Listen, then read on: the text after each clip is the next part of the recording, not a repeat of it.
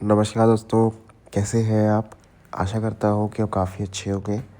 हमारे इस सरकारी कर्मचारी हब में आपका हार्दिक स्वागत है। तो भारत सरकार की तरफ से कर्मचारियों के लिए 5 ऑर्डर जारी किए गए हैं कल शाम को। और 5 ऑर्डर जो है आपके लिए, हर केंद्रीय कर्मचारियों के लिए बहुत ज़रूरी। साथ में एक सरकार के साथ मीटिंग होने जा रही है। जैसे हर वेतन आयोग के बाद होती है कि सरकार और यूनियन की मीटिंग होती है, और आपके 5 फैमिली यूनिट के ऊपर एक बड़ी अपडेट यहाँ पर निकल के आई है। और पेंशनरों की जो पेंशन है उसके ऊपर एक बहुत बड़ी अपडेट लेकर निकल के आई है। तो आप पूरी खबर देखिएगा, सारी खबर। अगर चैनल पे आप नए हैं, चैनल को आप ज़रूर सब्सक्राइब कर लें। साथ में आप घंटे का निशान भी दबा दें, ताकि आने वाले वीडियो की नोटिफिकेशन आपको मिल सके, उसका फ़ायदा सबसे पहले आप ले पाएँ।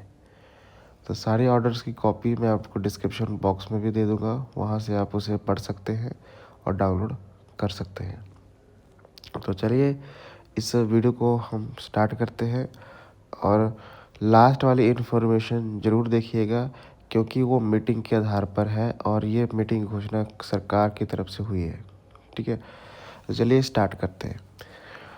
तो पहली खबर की तरफ बढ़ते हैं।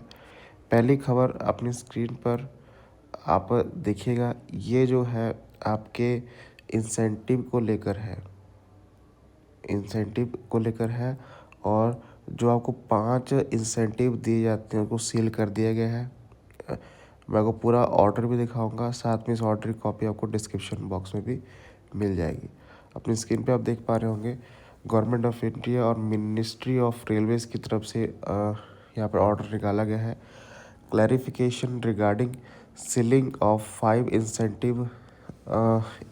Incentive increment on sports account. अगर मान लीजिए आप किसी खेल आपका ज़िंदगी का पार्ट बना हुआ है, और आपकी नौकरी में खेल एक ऐसा स्तर है जिसके तहत आप इंसेंटिव लेते हैं और आप इंक्रीमेंट लेते हैं, तो आपको मेन 5 इंसेंटिव दिए जाएंगे। इसको ग्रांट कर दिया गया। अपनी स्क्रीन पे आप देख पा रहे होंगे। However, if the sportsman is eligible for grant of incentive increment based on sports achievement, conclude 2/9/2009 in term of policy. ये पॉलिसी आई थी 2009 में, उसके टर्म ऑफ रेफरेंस के माध्यम से ही शी भी grant to incentive due incentive increment without considered limit of maximum 5 incentive, मतलब 5 इंसेंटिव आपको मिल सकते हैं। इसकी मंजूरी यहाँ पर भारत सरकार ने यहाँ पर दी है। अपनी स्क्रीन पर ऑर्डर की कॉपी भी आप देख पा रहे होंगे। ठीक है, इस ऑर्डर की कॉपी में डिस्क्रिप्शन बॉक्स में देने का प्रयास मेरा होगा। चलिए आगे बढ़ते हैं, अगली न्यूज़ की तरफ रुख करते हैं। अगली न्यूज़ जो है यहाँ पर आपके प्रमोशन को लेकर है। प्रमोशन के लिए यहाँ पर एक नया HRM मॉड्यूल यहाँ पर प्रकाशित किया गया है। अपनी स्क्रीन पे आप देख पा रहे होंगे, और इसको 1 नवंबर से इम्प्लीमेंट कर दिया गया है।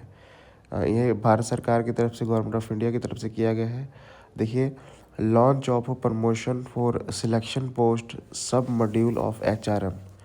ठीक है, यहाँ पर सब मॉड्यूल यहाँ पर जारी किया गया, जिसे हम UPIID कहेंगे, unified digital interface for promotion. इसके माध्यम से अब जो है ये प्रमोशंस होंगे। ये रेलवे विभाग के इसमें विभाग में शामिल किया गया है। धीरे धीरे सभी विभागों में इसको शामिल किया गया है। थर्ड पॉइंट काफ़ी इंपॉर्टेंट है। देखिए, it has been decided by the competent authority that the promotion of selection post sub module of UDIP module HRM launched 1 नवंबर 2025। इसको 1 नवंबर 2025 से लागू कर दिया गया है। इसमें ट्रेनिंग्स भी होंगी, सब कुछ होगा। लास्ट 5th पॉइंट में सब कुछ यहाँ पर बताया गया है, कैसे कैसे प्रमोशन सिलेक्शन प्रोसीजर्स होंगे और कैसे कैसे इसको इम्पार्ट किया जाएगा। इसकी कॉपी भी आपको डिस्क्रिप्शन बॉक्स में दे दी जाएगी। चलिए आगे बढ़ते हैं अगले न्यूज़ की तरफ। अगली न्यूज़ जो है आपके यहाँ पर पेंशन के मुद्दे को लेकर है। ये देखिए स्क्रीन पे आप एक इसको बहुत इम्पोर्टेंट रखा गया है। देखिए अपनी स्क्रीन पर मोस्ट अर्जेंट रखा गया है, और all India defence employ federation की तरफ से ये चीज़ें आई हैं। ठीक है, 7 CPC आया था। 7 CPC में पेंशनरों के लिए बहुत कुछ था, लेकिन जब 8 CPC का टर्म ऑफ रेफरेंस घोषित किया गया, उसमें पेंशनरों के लिए कुछ भी यहाँ पर शामिल नहीं किया गया था। अपनी स्क्रीन पे आप देख पा रहे हैं, इसमें सब कुछ बताया गया है कि 7 CPC में क्या क्या यहाँ पर चीज़ें शामिल थी। लेकिन यहाँ पर देखिए, यहाँ पर लिखा गया है कि more than 26 lakhs NPS central government employees are demanding for restoration and non-contributory pension under CCS pension rule by the replacing by NPS. However, the 8 CPC term of reference is the same not include.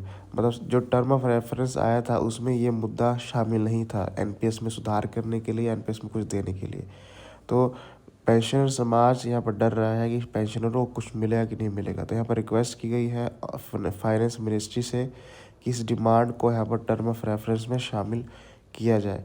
यहाँ पर justice की मांग यहाँ पर की गई, अपनी screen पर पोस्टर भी देख पा रहे होंगे, और इस मुद्दे को बहुत इम्पोर्टेंट माना गया है। यहाँ पर देखिए कि सब कुछ बताया गया है कि क्या क्या इससे इफ़ेक्ट पड़ेंगे, क्या क्या पहले पेंशनरों के लिए हो चुका है।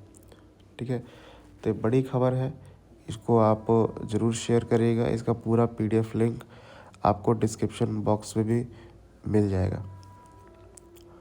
चलिए आगे बढ़ते हैं अगली न्यूज़ की तरफ। अगली न्यूज़ जो है आपके यहाँ पर खुद यहाँ पर जो गोपाल मिश्रा जी हैं घोषणा की है, अगले मंथ एक मीटिंग होने वाली है, जैसे हर पे कमीशन में होती है। 7th पे कमीशन में 8 हुई थी, 6th पे कमीशन में हुई थी, 8th पे कमीशन में ऐसी होने जा रही है, क्योंकि जो टर्म ऑफ रेफरेंस यूनियन ने दिए हैं या फिर जो स्टेट्स ने दिए हैं, सब कुछ मालूम करने के लिए यहाँ पर मीटिंग होती है, और कौन कौन सी चीज़ों को मनवाने की बात यहाँ पर की जाए। ये मीटिंग सरकार के साथ नहीं होगी, ये मीटिंग जो है आपके जो अंजना प्रसाद जी हैं, जो यहाँ पर हमारे जो चेयरपर्सन हैं 8 CPC की, उनसे यहाँ पर मीटिंग होगी, और ये पहली मीटिंग होने जा रही है।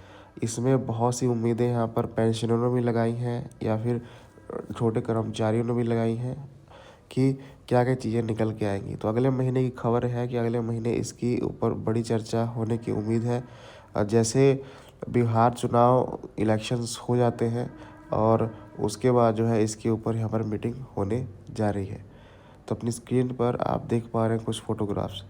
ठीक है, तो ये सारे ऑर्डर्स हैं, ये सभी ऑर्डर्स आपको डिस्क्रिप्शन बॉक्स में मिल जाएंगे, वहाँ से आप उसे पढ़ सकते हैं और डाउनलोड कर सकते हैं।